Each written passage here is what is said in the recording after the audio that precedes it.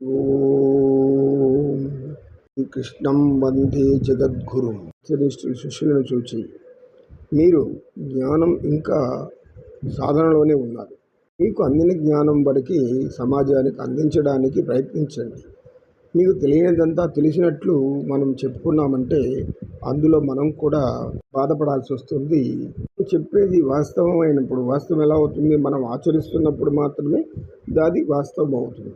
మనం ఆచరించుకుంటా చెప్పేదంతా కూడా అందరికీ ఇది బెట్ట వేదాంతంలా అనిపిస్తుంది. కొందరు అంటారు, ఇప్పుడు ఇట్టి పరిస్థితుల్లో ద్వాపర యుగం నుంచి కూడా ధనం మూలం విధం జగత్ అనే విధంగా సాగుతూ ఉంది. దుర్యోధనుడు లాంటి వారు దాయాదులకు చెందవలసినటువంటి అర్ధరాజ్యాన్ని, సింహాసనాన్ని ఇవ్వకుండా వారిని అనేక కష్టాల పాలు చేశారు కదా. ఇదంతా నేను ఒక్కడే అనుభవించాలి, ఈ పేరంతా నా ఒక్కడికే రావాలి, ఇంకొకరికి పోతే నేను ఒప్పుకోను, ధర్మబద్ధంగా వారికి చెందాల్సింది వారికి ఇవ్వు అని అనడంలో మనం చెప్పిన మూర్ఖులు వినరు. అంటే వాడే తెలియని మూర్ఖుడు దుర్యోధనుడు. కలియుగంలో కూడా అదే కొనసాగుతూ వస్తుంది.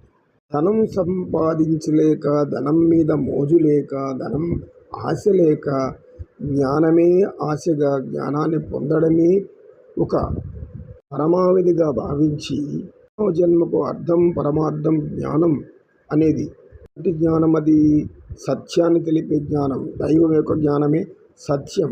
దైవం ఎందుకు ఇంత సంపాదించి మాయ చేస్తున్నాడంటే, ఈ మాయలో పడిపోయి మీరు నన్ను మర్చిపోయినప్పుడు మీ కర్మలు మిమ్మల్ని ఎలా ఆక్రమిస్తాయో, మిమ్మల్ని ఎలా పీడిస్తాయో తెలియజేయడానికి ఆయన వేడుక చూస్తూ ఉంటాడు. ఆయన కనుక నువ్వు ఈ మాయా ప్రపంచం లోపల ఉన్న మాయామోహాలకు లొంగిపోయి ఇదే శాశ్వతమైన భ్రమలో పడ్డావి అనుకో, తర్వాతి కాలంలో ఎంత కర్మలు అనుభవించాలో, ఎంత బాధాకరమైన జీవితాన్ని అనుభవించాలో కానీ అప్పటికి అర్థం కాదు, అనుభవించేటప్పటికి కానీ అర్థం కాదు.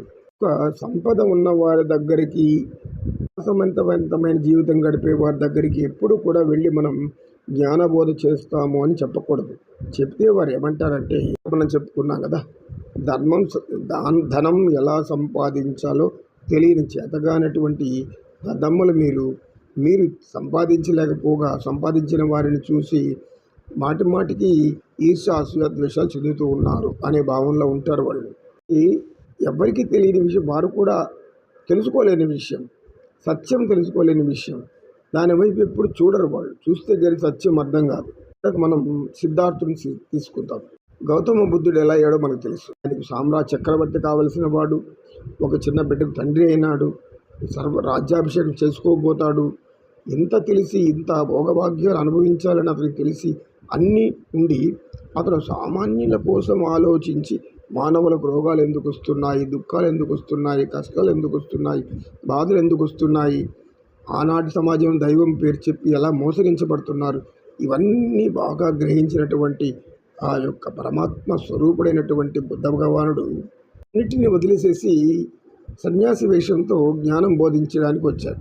జ్ఞానం బోధిస్తున్నప్పుడు మేము జ్ఞానులము, పండితులము చెప్పుకునేటటువంటి ఆ కాలంలోని వారు, ఇతను మన యొక్క సంపాదన గడ్డి కొడుతున్నాడు, అడ్డు వస్తున్నాడు కనుక ఇతనిని దేవుడి పేరు చెప్పడం లేదు కనుక ఇతను నాస్తికుడు అనే ఒక ముద్ర వేసి అతనిని నిరాదరణ చేశారు. సమాజం నుంచి వెలివేసినట్లు మాట్లాడారు. గౌతమ బుద్ధుడికి అవన్నీ అవసరం లేదు. ఎవరికి అవసరమో వారికే జ్ఞానం ఇవ్వాలి. అవసరం లేని వారికి జ్ఞానం ఇస్తే అది వారు దాన్ని అజ్ఞానులుగా భావించి మన వల్లే మూర్ఖుల కింద లెక్క కడతారు.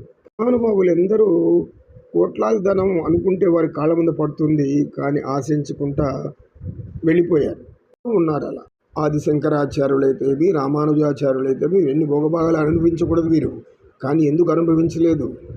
అది అంతా కూడా కర్మఫలం ఉంది.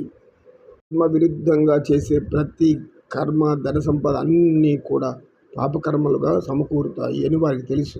నీకు మన దేశానికి స్వాతంత్రం తెప్పించిన గాంధీ మహాత్ముడు, ఆయన స్వతంత్రం వచ్చినాక నీకు ఏం కావాలనైతే ఒక చిన్న గోచి కట్టుకొని ఒక చిన్న నూలు వడిక రాట్నం తీసుకెళ్ళి శబర్మతి ఆశ్రమం పక్కన ఒక చిన్న ఆశ్రమం నిర్మించుకొని అక్కడ జీవించాడు అనేకమైన జీవితం. కావాలంటే ఆ రోజు ప్రధానమంత్రి అయి ఉండొచ్చు, లేదా రాష్ట్రపతి కూడా అయి ఉండొచ్చు. ఎందుకు కాలేదు? రామకృష్ణ పరమహంస మహర్షి లాంటి వాళ్ళు అనేక మంది ఉన్నారు. చెప్పుకుంటూ వెళ్తే మన యొక్క భారత భూమి పైన మనమే ప్రధానంగా గ్రహించి జ్ఞానాన్ని బోధించి కీర్తి శిఖరాలు అధిరోహించారు వీరు. వారికి గుర్తు రాదు. వారిని కూడా చేతకాని వారి కింద లెక్క కడతారు. ఓం సర్వే భవంతు సుఖినః, సర్వే సంతు నిరామయాః, సర్వే భద్రాణి పశ్యంతు, మా కశ్చిద్ దుఃఖభాగ్ భవేత్. ఓం శాంతి శాంతి శాంతి. ఏతత్ సర్వం శ్రీకృష్ణార్పణమస్తు. ఓం తత్సత్.